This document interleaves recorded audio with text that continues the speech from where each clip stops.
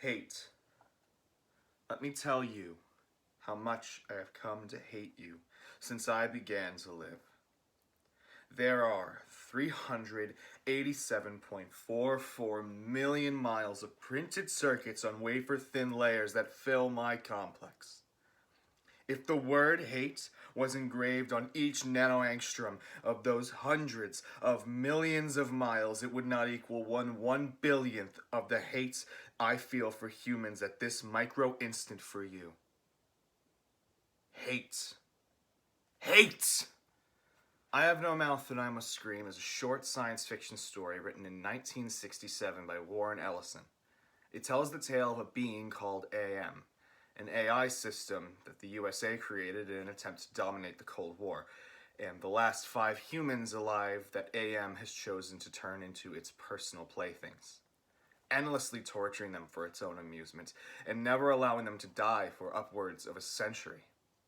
It's grimy, gory, horrifying, and haunting, and uses the dystopian sci-fi setting to craft a story of violence begetting violence and hate begetting hate, culminating in a final sequence where one of the 5 survivors, Ted, murders the 4 others in an effort to finally free them from the torment, damning himself to eternal suffering as punishment for taking away AM's toys. AM then turns Ted into a formless creature. No arms, no legs, with the story ending on the final, haunting sentence, I have no mouth, and I must scream. It's shocking, like most of Ellison's work, but I'm not going to be spending too much time talking about the short story, not in its entirety at least. I'm going to be talking about the video game that was inspired by this short story, and what changes had to happen for it to translate and expand upon the themes and ideas present in the source material. For sake of reference and transparency, I'm going to be referring to this short story collection titled I Have No Mouth and I Must Scream to talk about I Have No Mouth and I Must Scream. But I make this distinction because this short story collection contains a short memoir written by Ellison where he writes about and expands on his personal connection to the story he has written. And I'm going to be referring to that memoir throughout whatever this is. Something we should touch on first before we go any further is the idea of medium translation. I feel it's a fairly straightforward concept that most people just inherently understand, but just for the sake of us all being on the same page, I'm going to go into a bit more detail about it. Books, short stories, novels, the written word in general gets away with a lot more that just is not accepted in other forms of media. Firstly, they're accepted to be as long as they want, with the only thing that really changes being what it's referred to as, like a novel or a novella or a short story. Secondly, the reader's imagination is expected to play a large role in the heavy lifting of the world building and the characters. Like, what does this world look like? What do these people look like? What do they sound like? And lastly, the written word just ages differently than other forms of media.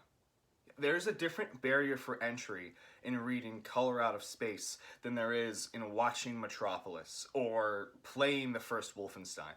When a novel or a short story is turned into a radio play or an audiobook, you already have to begin making choices. What does this world sound like? What do these people sound like? What is the literal speed this story is read at? And we get to film, and a whole world of trappings that we're all aware of begin to open up. Generally, films are only accepted to be 90 minutes, maybe 2.5 hours. So depending on how long your story is, you either gotta start cutting shit or expanding it and fluffing it up.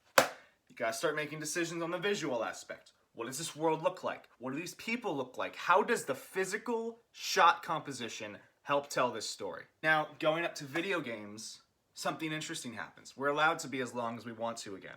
In fact, video games have this higher perceived value the longer that they are. Which isn't true, but I'm already detouring way too much, so we're just gonna skip past it. What gets added here is the interactive element. You're no longer telling a story to an audience. You are asking them to take part in it. And this is where things get messy.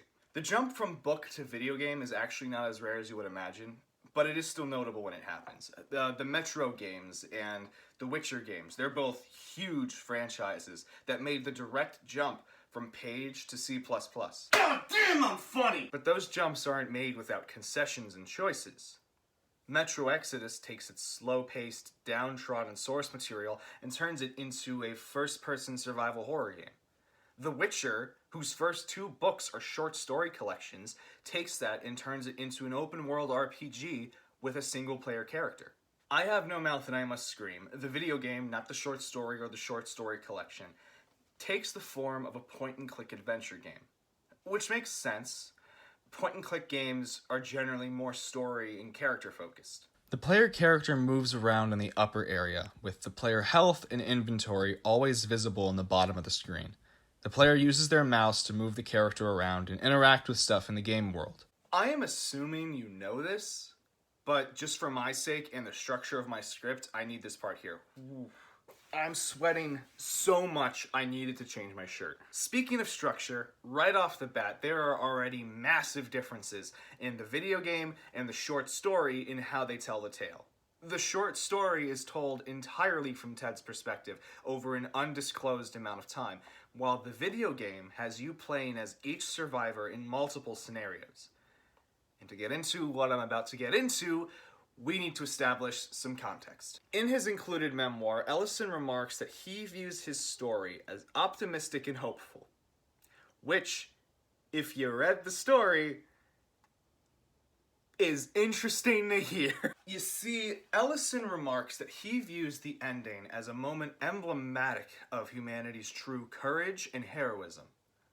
Ted frees murders the other survivors while damning himself to eternal pain, hate, and punishment. And Ellison comments that that is the noblest action somebody could have made in that moment under those circumstances. The game takes the setup and runs with it, foregoing Ted's linear narrative of succumbing to his trauma before one last noble act in favor of a narrative that spans 5 people and how their flaws and trauma could be overcome for a greater cause. Because, as mentioned previous, you're not being told this story. You're taking part in it. The iconic ending image of a formless figure with no mouth essentially becomes the fail state of the game that the player is sent to should they fail their objectives. What are those objectives? Excellent question, me. While some games can get away without one, a widely accepted concept is that to be considered a game, video games need both a fail state and a win state. Now, Ellison has gone on record saying he wanted the game to be unwinnable, and you can see how that is. There are horrible choices that need to be made over the course of the game's narrative, and the best possible ending is bittersweet at its most lenient interpretation. But I believe that this stipulation of the medium is one of the main reasons that Ellison, who voices AM in the game, changed the structure of his story so completely. By going through each of the 5 survivors' scenarios and making the, quote, most ethical choice, the game presents the possibility of taking down AM and rescuing the last remnants of humanity, bringing it back from the brink of extinction. How do you do this? Another great question. Let's get into it. The game translates AM's torture of the human subjects into the 5 segments of the game that I have been mentioning. In each scenario, the player character is dropped into what is essentially their own personal hell, filled with their worst fears and most powerful temptations. The player must make choices that push these characters to overcome their fears and rise above their temptations. Doing so leaves the player character at a high enough level of health that they will need for the beating they're gonna take in the final segment of the game, where they take down AM. I feel this setup and execution makes the themes of human heroism, nobility, and courage less shrouded than the grimdark tone of the short story. That's not to say the game is a happy story by all accounts. It is not. AM's sadism is cranked up to 11, with the scenarios of the game involving everything from cannibalism to making a rape victim relive their trauma to tempting a Nazi scientist with continuing his work. But the game lets the player push back and ultimately reject the type of game that AM is trying to make them play, and then break the AI system that has caused so much pain and misery by forgiving it. Something that its war-designed hardware just isn't wired to understand. If that's not human hope and optimism, I don't know what that would be. One more time, we're almost done, I promise. While the short story looks at the concept of hate extensively, by letting the player have choice, the video game is able to also look at the concept of forgiveness. And I think, viewing it from that angle, I can understand how this is supposed to be an optimistic and hopeful story. Think about the stories you've read, or the stories you've written, and ask yourself, could the constraints of another medium amplify and highlight the themes and concepts that are being aimed at? I think it's a question that's at least worth asking.